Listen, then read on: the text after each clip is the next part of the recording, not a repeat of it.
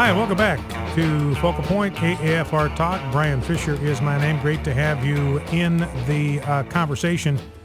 You've been following this story with Christie, and I think this is going to be bad for him. I watched his press conference this morning. You're aware of some of the details there, where, according to Christie, unbeknownst to him, his own staff, in kind of payback, because the mayor of Fort Lee is a city in New Jersey right across the East River from New York. So the George Washington Bridge goes into Fort Lee from New York City. That's how people get home after work. And they wanted to complicate his life, the mayor's life, as payback for not endorsing Christie in his race for governor. So according to the research that's been done, and we've got emails now that verify it, they shut down 2 of the 3 traffic lanes coming off of the George Washington Bridge. Just shut them down. So you had traffic backed up for miles, and all of this was to create a payback or retaliation against the mayor of Fort Lee for not endorsing Christie. Now, Christie came out today and said, I didn't know anything about it. He sounded eerily like Barack Obama, frankly, where he said, I found out about it yesterday the same way you did. I read about it on the news. I saw it on the news. And I said, oh, man, Governor Christie, even if that's true, don't say it that way, because you sound just like Barack Obama. Because everything, Barack Obama was the last one to know. He's the last one to find out.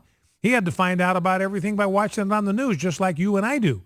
So there had to be a better way to put that. And I give him, props for coming clean on all this deal. And, he fired the people that were responsible, fired his deputy chief of staff.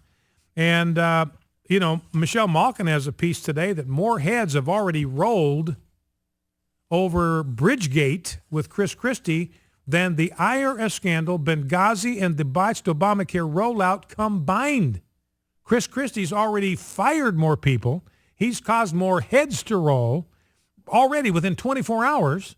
He's fired more people than Obama has in the history of the IRS scandal, the history of Benghazi, and the history of the Obamacare rollout combined. So, so at least Christie's in there doing something about it. Nobody's getting an axe because of the way they have botched everything under the Obama administration. And to show you where the bias of the media on this, this Bridgegate scandal, this has been running for, it's been running for a week or 2 weeks or something like that. And remember, the IRS scandal where they were targeting Tea Party groups, that lasted for about 6 months. You had hearings on Congress. You had these people lying through their teeth. You had these people saying, no, it was these rogues in Cincinnati. The people in Cincinnati say, no, this was coming from the top.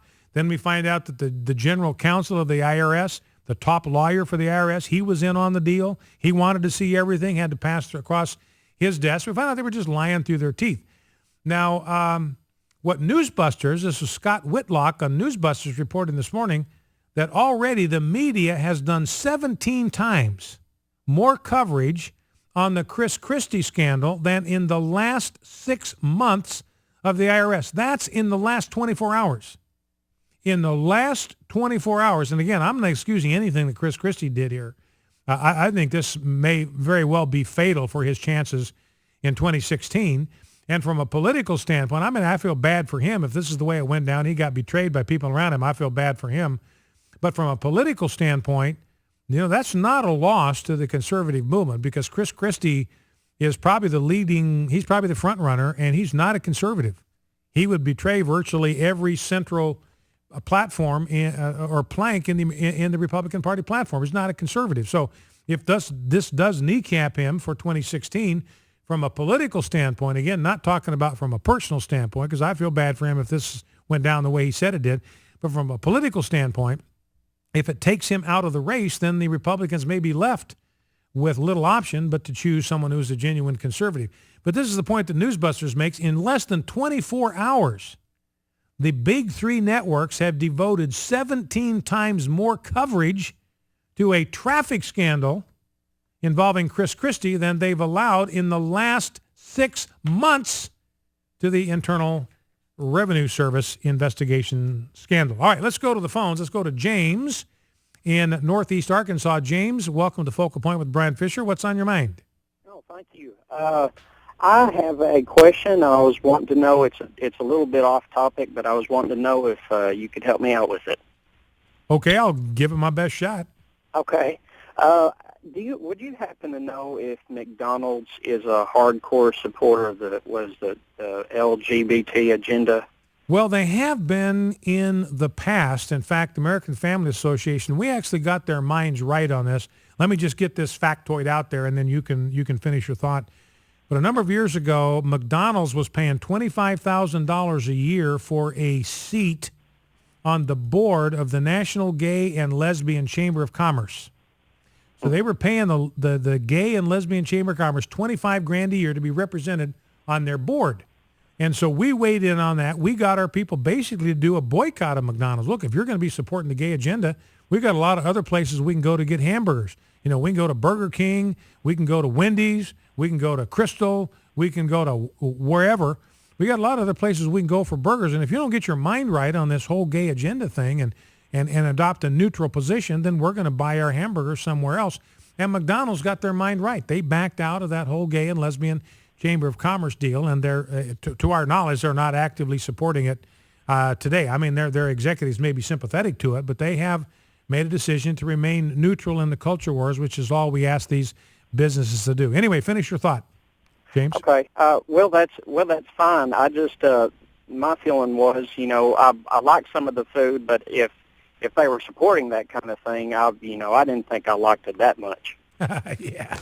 No, I think you can eat there with a clean conscience, at least until we get more information. Okay, great. Okay. All right. Thanks so much. Okay, James, thank you. I appreciate James' concern, for where his consumer dollars are going. And that's one of the reasons why we weigh in on these boycotts. It's a matter of choice. We're not imposing anything on anybody. I mean, they're making their choice about where they're spending their dollars. And so we feel the American people and American families, they have every right to decide where they're going to spend their dollars. And they may not want to spend it at a business that promotes sexual deviancy. All right. Thank you, James. Let's go to John, Willington, Kansas. John, welcome. What's on your mind? Yeah, Brian, the ACP article, that is like a bombshell. I really appreciate you reading that and covering that. A few questions for you on it. What you said, it came out in March. One, was it covered at all in the mainstream media? And also, what kind of weight does the ACP carry in the medical community and the scientific community at large? Well, the left tries to dismiss the American College of Pediatricians because these are guys that have conservative values. These pediatricians have conservative values, just like other pediatrician groups may have liberal values. That's fine. They have the right to their values, and if they want to form a professional association and promote those values, they've got a right to do it. But every one of these guys is an American.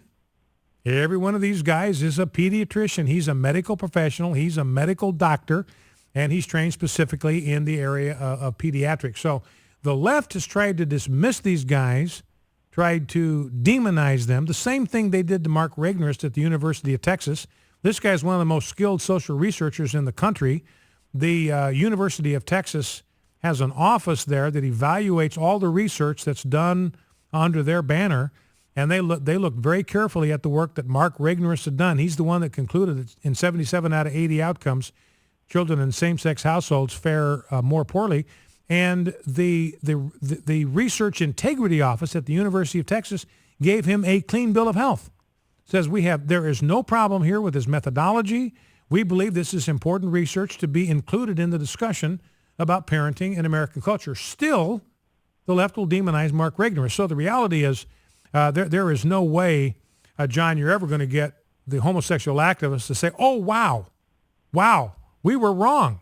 We should have listened to the American College of Pediatricians. They're never going to do that. They're going to demonize these guys from beginning to end. So for people that are neutral and objective, they have a lot of weight because they're doctors and they're professional pediatricians. The people on the left, you could have, I don't know who you could put up there. You could have Al Gore come out against same-sex parenting, and it wouldn't make any difference. They just start demonizing him. All right, John, listen, I appreciate the call. Let's go to Wendell in St. Petersburg, Florida. Wendell, welcome to Focal Point. What's on your mind? Well, yesterday you was talking about unemployment, and I couldn't get through to you. But I experienced a different problem with the unemployment system in Florida. I worked at 2 different convenience stores that were sold to foreigners that bought the stores with money our government gave them debt-free to buy businesses with, and then they get rid of us and they hire their own family. They don't pay anything into the unemployment system, and that's hurting the economy. So how about we bring the companies back, we allowed to go overseas, and until we're down to 5% unemployment nationwide, we have 0 immigration. Yeah. And then when we do have it, let's stop giving people money to buy businesses with debt-free. If they want to do it, let them get a job and earn it themselves. So these were like grants from like the Small Business Administration? I'm not sure. I picked up a little tidbits from the vendors here and there that we're talking to different ones around different stores. They have some kind of deal they get from the government for coming over here, and that's just. So they were getting grants. I mean, this is money that didn't come out of their pockets. So it wasn't even money they had to borrow. These were grants. This was money that was given to them in order to buy these businesses, get them set up in business. And as far as you know, this money was coming from the government. Yeah. Yeah. Designed to destroy our economy on purpose. Well, it's and I appreciate what you're saying, Wendell. That's just absolutely inexcusable. I think I'll try to talk about this in the second hour if we can get to it, about the connection between our minimum wage laws, our welfare programs, and the reason that the Chamber of Commerce and businesses are pushing for amnesty. They're all connected, and I don't know if anybody's connected the dots yet. We'll try to do that in the second hour. Focal Point, AFR Talk. Stay with us.